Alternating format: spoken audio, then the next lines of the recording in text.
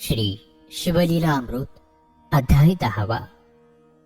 या अध्यायाच्या संकल्पपूर्वक 1.25 वर्षाच्या पठण अथवा श्रवणाने निपुत्रिकालाही पुत्र होईल, साधकाला महात्म्यांची भेट घडेल आणि स्वप्न दृष्टांत घडेल.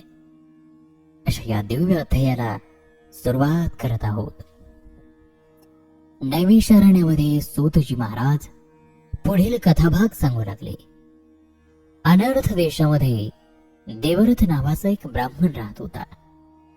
त्याला एक अतिशय रूपवान आणि सौंदर्यवती कन्या होती. तिचं नाव शारदा. त्या देवरथ ब्राह्मणाने तिचा विवाह पद्मनाभ नावाच्या एका वेदसंपन्न आणि ज्ञानी ब्राह्मण पुत्राशी करवून दिला. विवाहानंतर तो काही दिवस सासूरवाडीला राहिला. एकदा संध्याकाळी नदीकिनारी स्नानसंध्या करण्यासाठी तो गेला आणि परत येत असताना वाट्यामध्ये त्याला सर्पदंश झाला आणि तेथेच तो मरण पावला.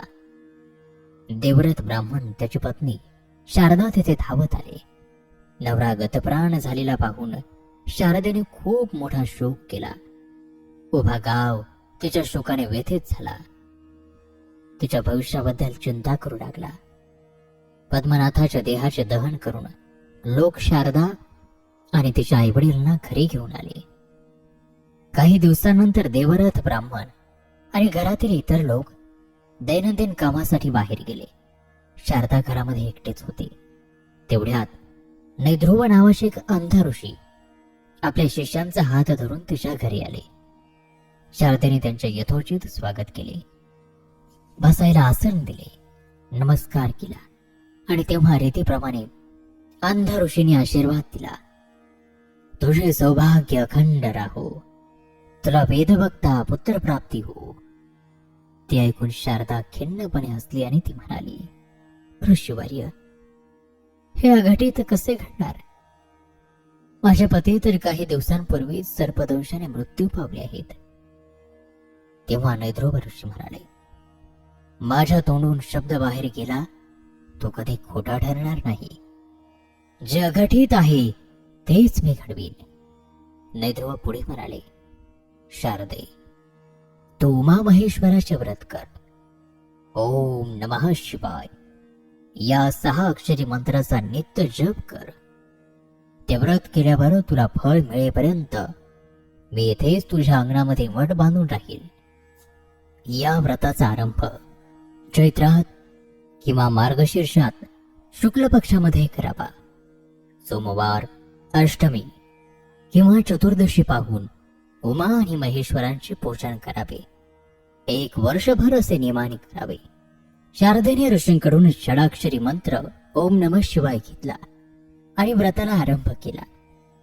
तिने भगवान शंकरांच्या 4 खांबाचे एक सुशोभित असे मंदिर बांधले. आतील भूमी शुद्ध करून रांगोळ्या काढल्या. त्याच्या हात चतुर्दणी काढली. त्यावर तांदूळ ठेवून त्यावर ते घट ठेवला.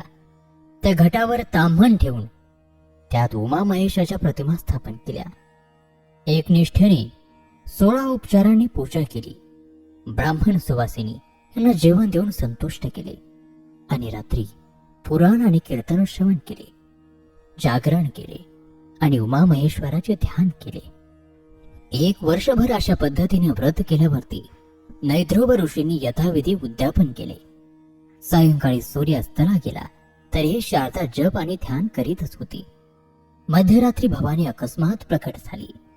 तिच्या तेजामुळे नैध्रुव ऋषींना दृष्टी प्राप्त झाली आणि शारदा आणि नैध्रुव ऋषींना देवीचे दर्शन घडले. दोघांनी देवीचे स्तवन केले. तेव्हा देवी म्हणाली, मी प्रसन्न आहे, इष्टवर माग. नैध्रुवाने शारदेचा संपूर्ण इतिहास मातेला सांगितला आणि तिला साकडं घातलं. हे माझ्या तोंडून जो आशीर्वाद केला तो खरा व्हावा. तेव्हा देवी म्हणाली, हे शारदा, पूर्वजन्मी द्रविड देशातील एका ब्राह्मणाची भामिनी नावाची मुलगी होती. तिला एक सबत होती. कौशल्याने पतीशी वागून सवतीला पतिप्रेमापासून दूर केले तिने. त्यामुळे तिने तळमळून भामिनीला तू विधवा होशील असा शाप देऊन ती मरण पावली. काही दिवसांनी भामिनीचा शेजारी राहणाऱ्या एका व्यभिचारी माणसाने कामपीडित होऊन हात धरला परंतु तो तिने झडकारला. त्याने तो दुःखी होऊन त्याचा ध्यास घेऊन मरण पावला. कालांतराने भामिनी ही मरण पावली आणि तीच शारदा म्हणून जन्माला आली. आता मी काय सांगते ते ऐका. येथून 360 योजना अंतरावर द्रविड देशात हिचा पती तात्काळ पुनर्जन्म घेऊन मोठा झाला आहे. तो अजून हिच्या विरहाने तळमळतो आहे. तो हिच्या स्वप्नामध्ये येऊन जागृतीपेक्षाही जास्त प्रीतीने भोग देऊन सुखी करील. त्यानंतर हिला शारदानंद नावाचा एक कीर्तिमान पुत्र होईल. त्याप्रमाणे शारदेचा पती स्वप्नामध्ये येऊन तिला भेटू लागला आणि त्यामुळे ते गरोदर राहिली. घरातील आणि बाहेर लोक निंदा करू लागले. तिने खरी गोष्ट सांगून लोकांचा आणि घरातल्या मंडळींचा त्यावर विश्वास बसला नाही. हिचे नाक कान कापून गाढवावर बसून हिची धिंड काढा असं ते म्हणू लागले. आणि तेवढ्यात आकाशवाणी झाली, शारदेला कोणीही नावे ठेवू नका. माझ्याच कृपेने ती गर्भवती झाली आहे, ती पापिनी नाही. तेवढ्यात त्या गर्दीतील एक धर्मशील वृद्ध म्हणाला, अरे, ईश्वराची माया अगम्य आहे. खांबाशिवाय आकाश तोलून धरणारी आणि पाण्यात पृथ्वीला उचलून धरणारी ईश्वर शक्ती काय हवे ते करू शकते. ही परमेश्वराची लीला आहे. आकाशवाणी हे तिच्या चारित्र्य संपन्नतेची साक्ष आहे. मात्र त्या सत्वशील वृद्धाच्या बोलण्यावर विश्वास न ठेवणारे दुर्जन निंदा करीतच राहिले. तेव्हा पुन्हा आकाशवाणी झाली, शारदेचा गर्भ पापाचा आहे असे म्हणणाऱ्यांच्या जिभेतून असंख्य किडे बाहेर पडतील. तरीही एक दुर्जन हे केवळ कपट नाटक आहे, पाप झाकण्याचा उपाय आहे असे म्हणू लागला. आणि असे म्हणता क्षणीच त्याची जीभ चिरली गेली आणि त्यातून असंख्य किडे बाहेर पडली. तेव्हा मात्र सर्वांची खात्री पटली आणि सर्व दुर्जन शारदेला शरण गेले. त्यांनी तिची क्षमा मागितली. दिवस भरताच शारदेला एक सुंदर पुत्र झाला. त्याला लोक शारदानंदन म्हणू लागले. योग्य वयात येताच त्याचे मौजीबंधन करण्यात आले. त्यानंतर 4ही वेदांचा अभ्यास सुरू करून तो वेदशास्त्र आणि पुराण यामध्ये निष्णात झाला. सर्व विद्या त्याने आत्मसात केल्या. तो एक महान आणि श्रेष्ठ असा पंडित झाला. त्याने भक्ती सामर्थ्याने भगवान शंकरांना प्रसन्न करून घेतले.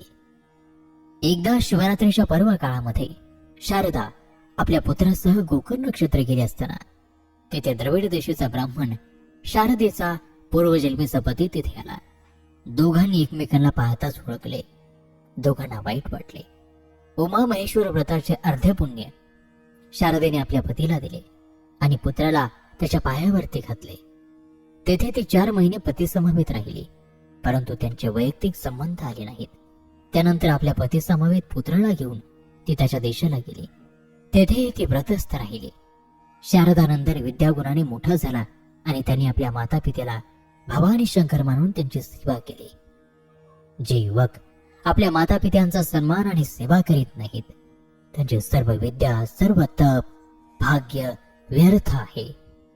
पत्नीच्या सांगण्यावरून आई वडिलांना कटू वचने बोलतो, त्याचा तिरस्कार करतो, त्याचा विटाळ झाला तर महापाप लागते.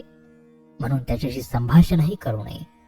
चुकून जर विटाळ झालास तर सचैल स्नान करावे आणि माता पित्यांना न सांभाळणारा तो दुष्ट मेल्यावरती नरकात जातो. काही काळानंतर शारदेचा पती मरण पावला, परंतु आपल्या पुण्याने तो शिवपदी पोहोचला.